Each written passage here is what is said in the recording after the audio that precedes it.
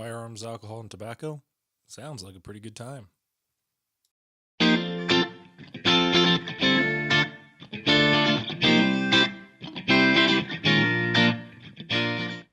Hey everyone, CJ back again with another Firearms Friday for you guys. If you've seen the last several videos, you'll notice that we're right in the middle of a pretty extensive modification set on our Glock 17 Generation 4 with the MOS cuts on it. The very first thing that we did was install an extended slide release as well as an aftermarket beaver tail grip on the beginner skill level. The next thing we did was add permanent modifications when we added the Malfunction Cut, the Knuckle Cut, and the Shooter's Cut to the frame of our gun. These were a little bit more advanced skill level modifications. So you might be wondering, CJ, what is it we're going to do this week? I can honestly say this week we're going to be doing my favorite thing to do to any firearm.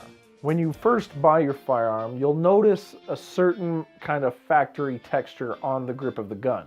Honestly, when you go into a gun store and pick up the first Generation 4 Glock that you ever hold, you might decide that the grip is too aggressive for you.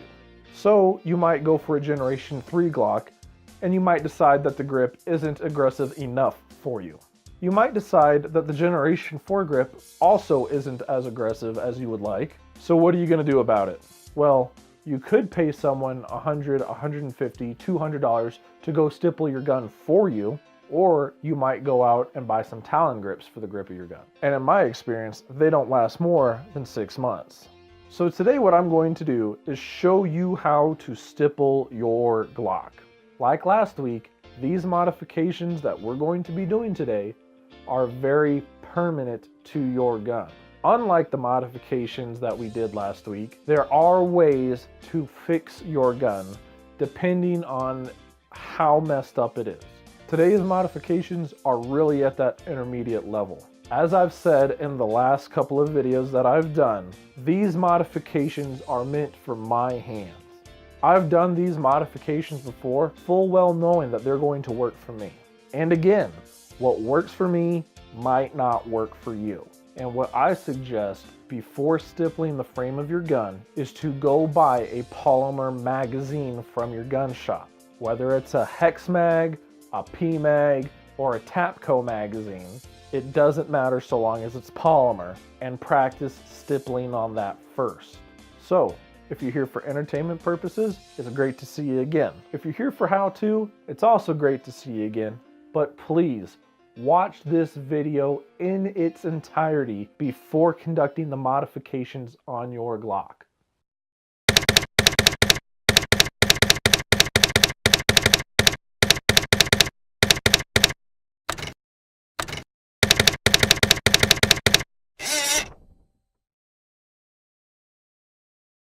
By now, we all know that the very first thing we need to do when we start working on a firearm, whether installing parts, cutting modifications, or simply cleaning it, is to make sure that it's clear of all ammunition. The factory stippling that comes standard on Generation 4 Glocks simply doesn't feel right to me. It's not aggressive in some parts, and too aggressive in the wrong parts. You'll very clearly notice that I still have the aftermarket beaver tail grip from Grip Force still installed on the frame of the pistol. Obviously, my intent is to stipple the beaver tail onto the gun and create a seamless transition from the grip to the beaver tail. I do this because the stippling that comes from Grip Force is completely different when compared to the stippling that comes from Glock. To make things easier for me to manipulate while I'm working on the pistol and try to keep my work area as clean as I can, I'm going to take the slide off. In a safe and clear direction, after ensuring that the firearm is unloaded, pull the trigger. Pull the slide slightly to the rear and pull down the takedown detent on either side of the frame. Let the slide reset into place. From here, you should be able to apply a small amount of pressure on the back of the slide and it comes right off. If you decide to stipple a beaver tail onto your gun, you need to blend it to the frame using a Dremel tool. From our very first video, you'll remember the trigger housing roll pin that was supplied by Grip Force is just a few millimeters too long, causing irritation to the shooter's hand. Along with stippling the firearm, I'm going to show you how to get rid of the excess.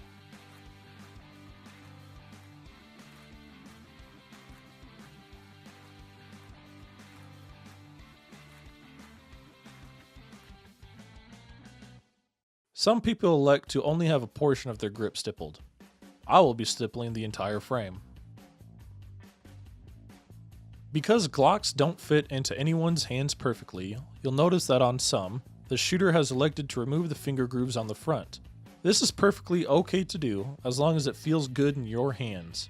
Personally, I've made the knuckle cut from last week's episode high enough to allow my fingers to fit perfectly into the finger grooves. This is just an example of how all these modifications work together, creating a pistol that fits you.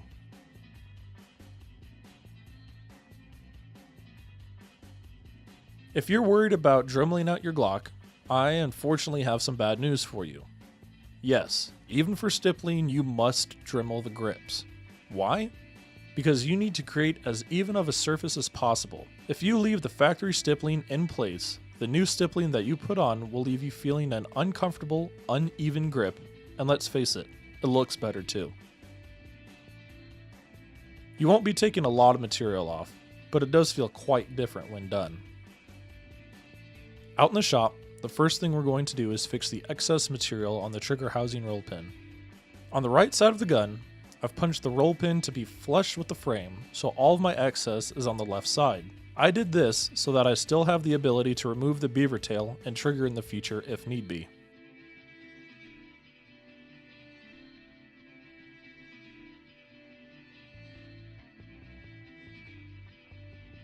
Again, I'm using the coarse head on the Dremel tool and applying a very small amount of pressure.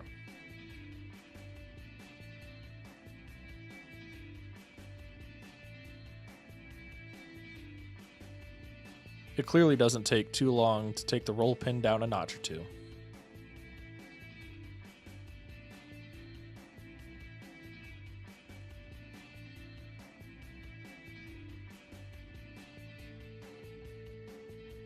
Next, I'm going to fade in the beaver tail grip to the frame of the gun.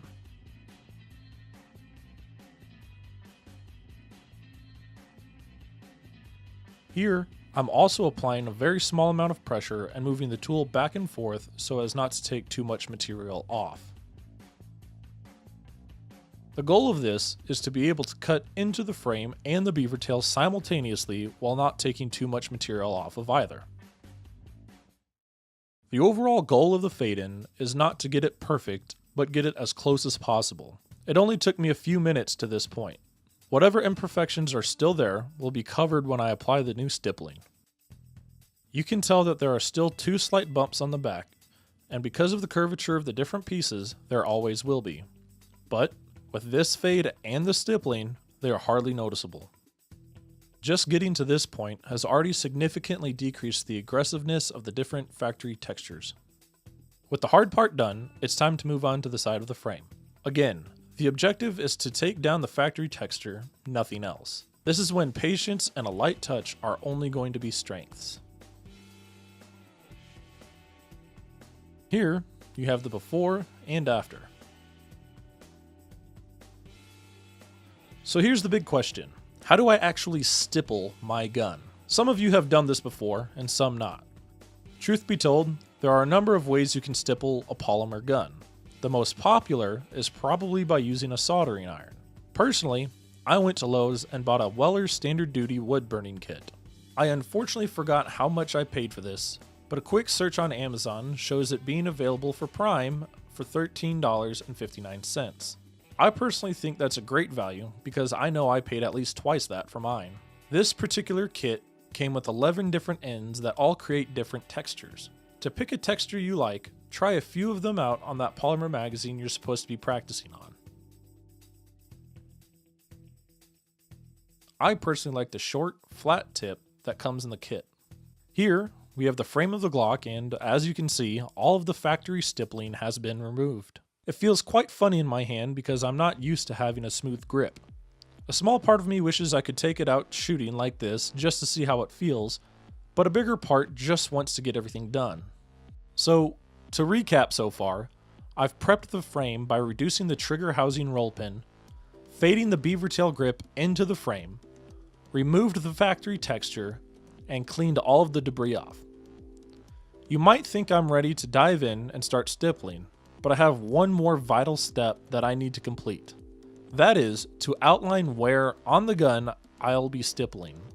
Now, before I started, I knew I was going to replace all of the texture that came on the gun, so I had to remove it. Now, I'll choose how far up the frame I want to go. Eyeballing the outline as you're going doesn't look professional and it allows for too much error, so I'll again be using my trusty pencil for this. I really like the shelf under the slide release lever, and I think it looks really nice to keep straight lines incorporated into the design.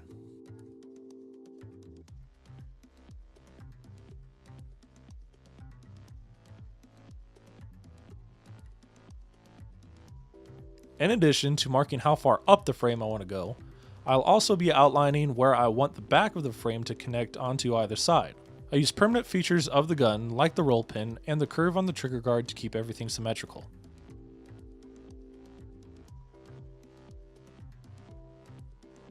On some Glocks, you'll see a mag release relief cut into the frame. I personally don't particularly care for the way these look or feel, so I won't be adding one to this project. With everything finally outlined, I can finally start stippling. The whole time I was outlining, I had my wood burning kit plugged in heating up. When I was using the Dremel tool, I was applying a very small amount of pressure to get the material off. If this is your first time stippling a Glock, try a test run on the bottommost part of your work area. Yes, even if you have been practicing on a Polymer magazine. I have noticed that the Polymer formula Glock uses is a lot softer than most magazine companies. If you had to apply a lot of pressure on your magazine, you need to be aware that applying the same pressure to your Glock might, and I say might, cause you to melt a hole all the way through your frame. The safest bet is to let the weight of the wood burner or soldering iron press down until your stipple is the size of your liking.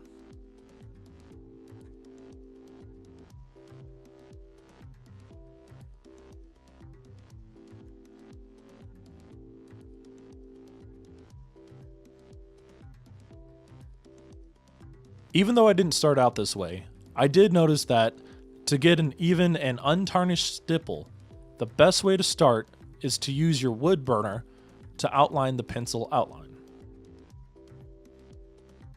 This is a pretty tedious task, so as you keep going, you'll start building muscle memory as to how much pressure you need to apply. And because this is such a tedious task, I won't be showing you the whole process. Put on some eagles, go slow, and have fun with your design. Alright everyone, thanks for sticking through another Firearms Friday with me. That should do it for modifications on this Glock 17.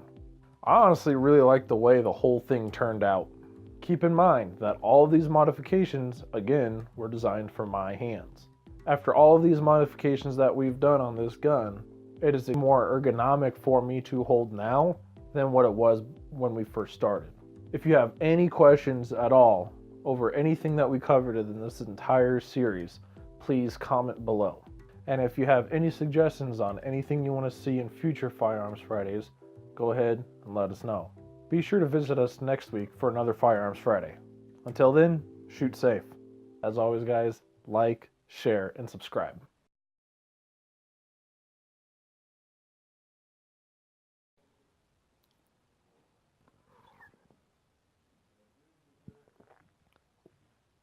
What are you guys still doing here? Oh, you want to see what it looks like? All right.